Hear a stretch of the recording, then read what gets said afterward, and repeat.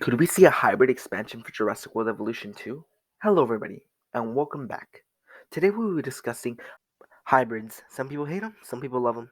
But what could this mean for Jurassic World Evolution 2? Well, why don't we find out what Dr. Wu has in store for us? Before we get started, the free update that this expansion would come with could be the return of the Spinoraptor, Stegoceratops, and of course Ankylodocus. Many people have been asking for these dinosaurs back, and the return of the Stegoceratops could also bring with it a new model, as originally the Stegoceratops was planned to be in Jurassic World, but instead of it being a Stegosaurus and a Triceratops, it would have been a Pseudoceratops and Stegosaurus. Putting them in a paid DLC just seems scummy, and I don't think Frontier would do that, and this would be a great way to reintroduce these three hybrids back into the game.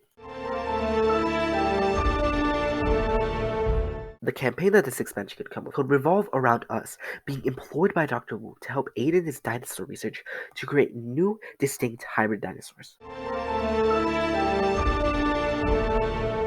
Some skins and variants we could see could be Indominus level 40 skin from Jurassic World the Game and an Indominus Gen 2 skin from Jurassic World the Game and Jurassic World Alive make the Indominus stand out more, especially the level 41, because the contrast of whites and reds make it look absolutely amazing. A white Indoraptor skin could also come, as a second Indoraptor was planned to be in Jurassic World Fallen Kingdom. An Indoraptor Gen 2 skin from Jurassic World Alive would also be nice to see, and would offer us more color variation for our Indoraptor. 3 new Scorpius Rex skins and variants could be added. A level 40 Scorpius Rex skin from Jurassic World the Game, and a Gen 2 and Gen 3 skin from Jurassic World Alive. The Gen 3 skin in particular makes it look incredibly vibrant to stand out more, and I know people love their vibrant dinosaurs. The level 40 skin also has unique spikes, and the contrast of reds and blacks make it stand out immensely, and I know this dinosaur will be amazing to see in game.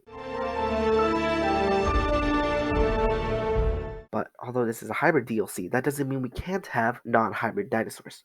Rajasaurus was a medium-sized Apellosauridae. It was related to Majungasaurus and would offer us another medium-sized carnivore. And to differentiate it from this, they could also give it a horn, as seen in Jurassic World Alive. Erlikosaurus is another Therizinosaur that would be amazing to see in game. It was also feathered, and I know people love feathered species a lot. It could also be used to create new hybrids in this expansion. Utahraptor is one of the most asked for species in game. Some people are somewhat disappointed that it didn't appear in the feathered species pack. This dinosaur is heavily wanted and would offer us another small to medium sized carnivore in game. Giganotosaurus was a medium to large sized ornithopod that was present in Jurassic World Alive and stood out a lot due to the red colorings it has. It also walked on 2 legs, but also 4 legs, which would offer us another bipedal and quadrupedal animal to the game. The mechanic that this expansion could come with could be a hybrid maker, mixing and matching different animals together to create new species to further aid in Dr. Wu's research. But of course, we can't have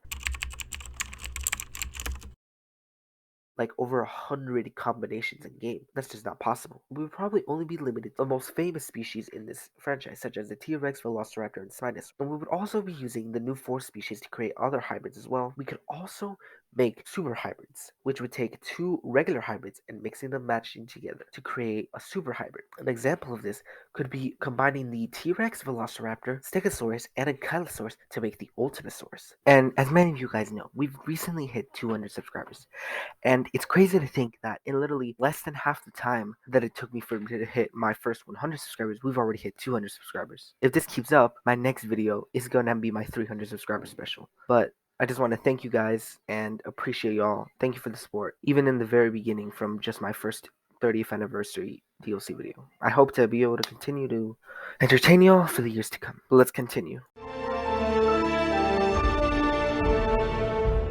Some new attractions we could see could be a science center for Jurassic World Evolution 1. This would be an educational building and would be teaching scientists and guests on how the park makes dinosaurs. We could also get the observatory from Jurassic World the game, and maybe could even help us look out and see how our park looks like from the observatory. A DNA building would also be a nice attraction to keep our guests in, and also be a nice way to keep our DNA stored. A hologram museum would be amazing to see, as holograms have already been present in Jurassic World and would offer us another attraction, which is what this game severely needs. Some new maps we could see could be the return of the Muerte East map, which appeared in the Secrets of Dr. Wu DLC. We could also see the return of the Takanyo Research Facility, and would probably be expanded, as this is a pretty small map. A new map we could see in this expansion, though, could be a Sorna Research Facility. Many people thought that after the end of Season 3, we would be going to Isla Sorna, and many of the theories regarding Isla Sorna were that we would find Dr. Wu having his own secret research facility on the island. So I think this would be a great way to introduce our research facility on another island.